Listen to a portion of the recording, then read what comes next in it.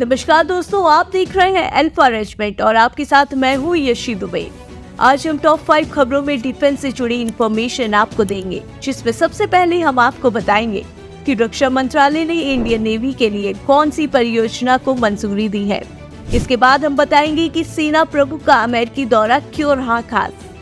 Third news में हम जानेंगे कि DRDO कश्मीर के जोजिला में हिमस्खलन को रोकने के लिए क्या स्ट्रेटेजी अपना रहा है। वही फोर्थ न्यूज में हम बात बंगाल की खाड़ी में भारत फ्रांस नौसेना अभ्यास क्यों आयोजित किया, इस पर करेंगे। और लास्ट में हम बात उत्तरी कश्मीर में आतंकवादी सहयोगी की गिरफ्तारी पर करेंगे। तो पूरी इंफॉर्मेशन को जानने के लिए हमारे इस वीडियो को एंड तक जरूर देखें।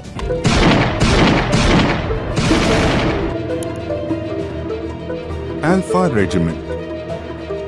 Earn uniform, earn respect. Presents Defense News. रक्षा मंत्रालय ने 15 समुद्री गश्ती विमानों के अधिग्रहण को दी मंजूरी। मिनिस्ट्री ऑफ डिफेंस ने नौसेना के लिए 9 मैरीटाइम सर्विलांस एयरक्राफ्ट और कोस्ट गार्ड के लिए 6 मैरीटाइम पेट्रोल एयरक्राफ्ट के अधिग्रहण को मंजूरी दे दी है। आपको बता दें, 15 maritime patrol aircraft made in India C295 transport aircraft के तहत बनाए जाएंगे और इस परियोजना की कॉस्ट लगभग 29,000 करोड़ रुपए है।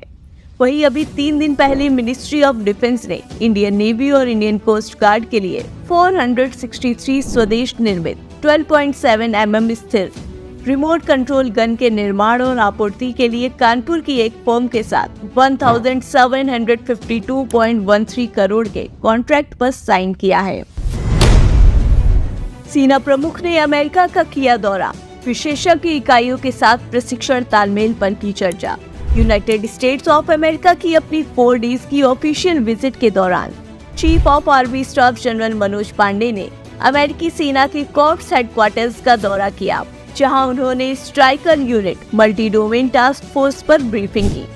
दरअसल दोस्तों, अमेरिकी सेना की मल्टी डोमेन टास्क फोर्स एक थिएटर स्पेसिफिक यूनिट है जो अमेरिकी सेना के मल्टी डोमेन ऑपरेशंस के संचालन का सेंटर पॉइंट है।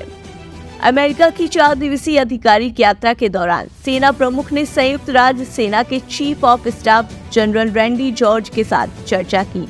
उनकी यात्रा का उद्देश्य द्विपक्षीय संबंधों को मजबूत करना और वैश्विक शांति को बढ़ाना है। DRDO कश्मीर के जोजिला में हिमस्खलन चेतावनी प्रणाली करेगा स्थापित। वृक्ष अनुसंधान और विकास संगठन कश्मीर में श्रीनगर लेह राष्ट्रीय राजमार्ग के साथ एक ऊंचे पहाड़ी दर्रे जोजिला में दूर से संचालित हिमस्खलन warning and monitoring system install कर रहा है। जानकारी के मुताबिक सिस्टम में इंफ्रासोनिक सेंसर का एक नेटवर्क शामिल होगा, जो ह्यूमन हियरिंग रेंज से नीचे साउंड वेव का पता लगाने के साथ साथ संबंधित डेटा प्रोसेसिंग और ट्रांसमिटिंग पर आधारित है। इस पर DRDO के एक वैज्ञानिक ने कहा कि नेचुरल क्लैमिटीज से अफेक्टेड एरियाज में हिमस्खलन का पता लगाने और मॉनिटरिंग करने के लिए नेटवर्क को सोनमर्ग जोजिला तंगधार पर तैनात किया जाएगा। बंगाल की खाड़ी में भारत फ्रांस नौसेना अभ्यास हुआ आयोजित। इंडियन नेवी की ईस्टर्न नेवल कमांड ने विशाखापट्टनम में INS टीगा में 2 French aircraft Atlantic 2 maritime patrol aircraft और Airbus A400 French transport aircraft के क्रू का गर्मजोशी के साथ स्वागत किया। उनकी यात्रा भारतीय और फ्रेंच नेवीज के बीच चल रहे सहयोग के चलते महत्वपूर्ण मानी जा रही है। आपको बता दें दोस्तों, भारतीय नौसेना के P-81 लंबी दूरी के समुद्र गश्ती विमान और फ्रेंच अटलांटिक 2 दोनों ने बंगाल की खाड़ी के ऊपर संयुक्त अभ्यास किया।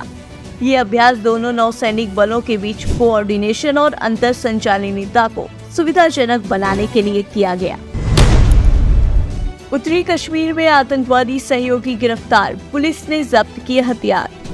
उत्तरी कश्मीर के कुपवाड़ा जिले के लालपोरा इलाके में हथियारों और गोला बारूद के साथ एक आतंकवादी सहयोगी को गिरफ्तार किया गया है।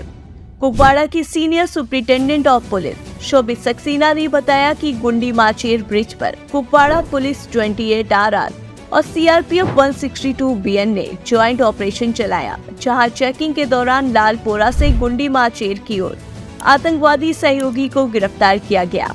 जानकारी के मुताबिक अनलॉफुल एक्टिविटीज एक्ट के तहत आतंकी सहयोगी के खिलाफ एक FIR दर्ज कर ली गई है। तो दोस्तों ये थी आज की डिफेंस की टॉप 5 न्यूज। ऐसी ही तमाम अपडेट्स के लिए हमारे चैनल अल्फा रेजिमेंट को लाइक, शेयर और सब्सक्राइब करना ना भूलें। हम आपसे जल्द मुलाकात करेंगे अपनी अगली वीडियो में। तब तक के लिए जय हिंद, जय भारत।